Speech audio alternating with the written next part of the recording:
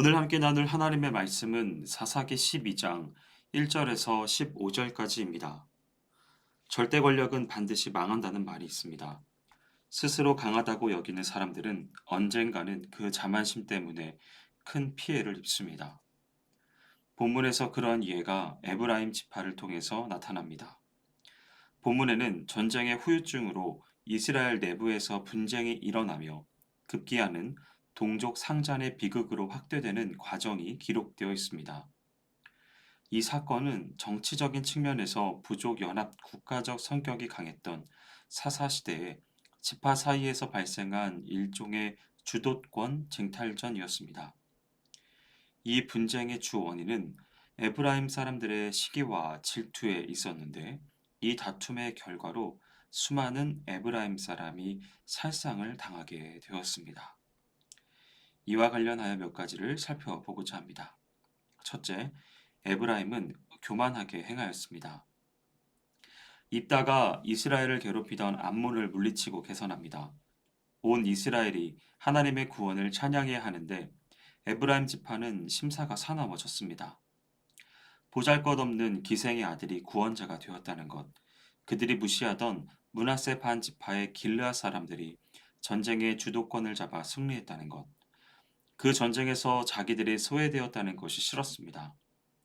마치 예수께서 세상을 구원하러 오셔서 죄인들과 세리들을 용납하실 때 이를 싫어하여 예수님을 모함하고 공격하다가 급기야 예수님을 십자가에 죽게 한 바리새인과 서기관들 같습니다.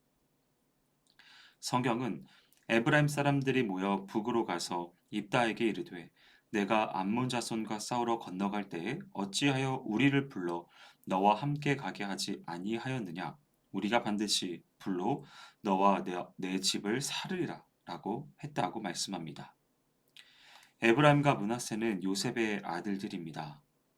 야곱은 축복 시 므낫세와 에브라임 손에 손을 바꾸어 놓아 에브라임을 우위에 두었습니다. 그러나 에브라임은 그 약속된 영광에 만족하지 못하고 므낫세에게 잠시라도 영광스러운 일이 있으면 그것을 몹시 싫어했습니다. 에브라임이 시비를 건 주요 원인은 1절에서 보듯이 내가 암몬 자손과 싸우러 건너갈 때에 어찌하여 우리를 불러 너와 함께 가게 하지 아니하였느냐라는 것입니다. 즉 그들은 아무 수고도 하지 않고 승리의 영광을 가로채는 아름답지 못한 모습을 보이고 있는 것입니다. 그들은 일찍이 그 기드온에 대해서도 같은 식으로 불평을 토로한 적이 있었습니다. 그러나 여기서는 불평의 정도가 더욱 거세졌습니다. 죽기를 각오하고 싸운 병사들에 대해 너와 내 집을 불사르리라 라고 하는 말은 정상적인 반응일 수 없습니다.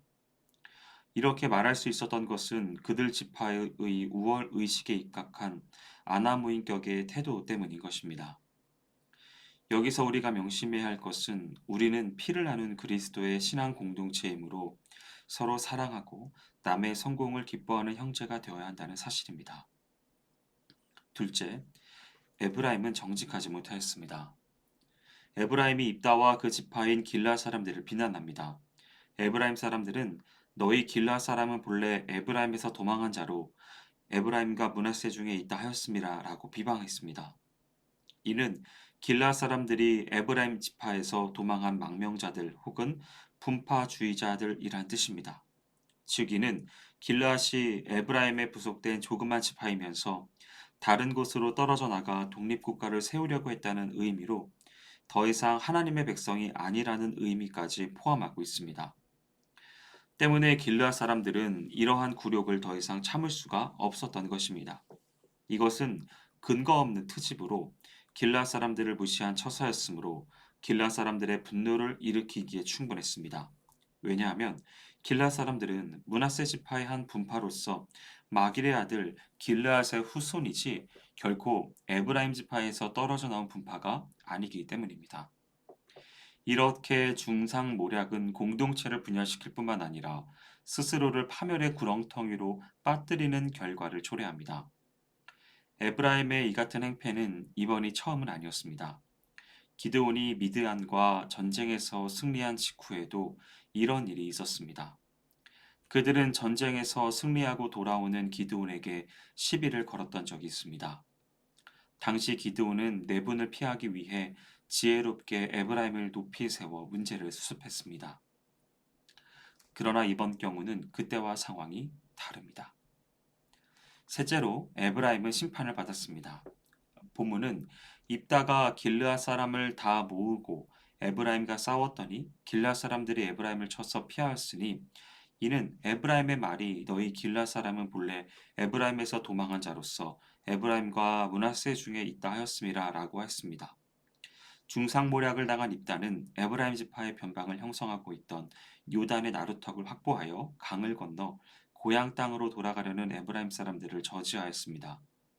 본문은 길라 사람이 에브라임 사람 앞서 요단 나루턱을 잡아 지키고 에브라임 사람의 도망하는 자가 말하기를 청컨대 나로 건너게 하라 하면 그에게 묻기를 내가 에브라임 사람이냐 하여 그가 만일 아니라 하면 그에게 이르기를 십볼렛이라 하라 하여 에브라임 사람이 능히 구음을 바로 하지 못하고 십볼렛이라고 하면 길라 사람이 곧 그를 잡아서 요단 나루턱에서 죽였더라. 그때 에브라임 사람의 죽은 자가 4만 2천 명이었더라 라고 합니다. 길라 사람들이 에브라임 사람인지 아닌지를 알아내는 방법은 발음상의 시험이었습니다. 요단강을 사이에 두고 두 지역 사람들의 발음이 다소 달랐습니다. 십볼렛이라는 단어를 십볼렛이라고 발음하면 이는 에브라임 사람입니다. 길라 사람들은 그들을 요단 나루턱에서 죽였습니다. 에브라임 족속의 시기심과 교만한 태도 때문에 발생한 내분으로 인하여 에브라임 사람 4만 2천 명이 죽임을 당했습니다. 이것은 엄청난 비극입니다. 자신들이 도망한 자라고 경멸했던 길라 사람에게 쫓겨 오히려 도망당하는 자가 되어 그들이 자부했던 에브라임 지파를 스스로 부인해야만 하는 지경까지 이르게 된 것입니다. 이것은 에브라임의 사악한 중상모략과 시기심의 결과입니다. 실로 그들이 뿌린 간사함과 비방의 씨앗이 자멸의 열매로 나타난 것입니다. 사랑하는 성도 여러분, 에브라임은 입다와 길라 사람들이 이스라엘의 구원자가 되는 것에 화가 났습니다. 남이 잘되고 성공하는 모습을 보면서 진정 축하해주고 감사할 줄 아는 관용이 없었던 것입니다. 그 결과 에브라임은 큰 화를 입었습니다.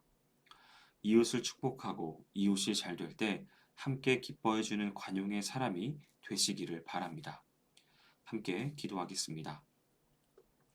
사랑과 은혜가 많으신 하나님 아버지, 자만하다가 망한 에브라임의 삶의 모습을 보면서 반면 교사로 삼으시게 해주신 은혜를 감사합니다. 하나님, 우리 안에 있는 시기와 질투는 없는지 돌아보게 하시고 이웃을 축복하고 이웃과 함께 기뻐해 줄 수 있는 관용과 넉넉함이 있을 수 있도록 우리를 인도하여 주시옵소서. 행하실 주님을 기대하오며 모든 말씀 예수님의 이름으로 기도합니다. 아멘.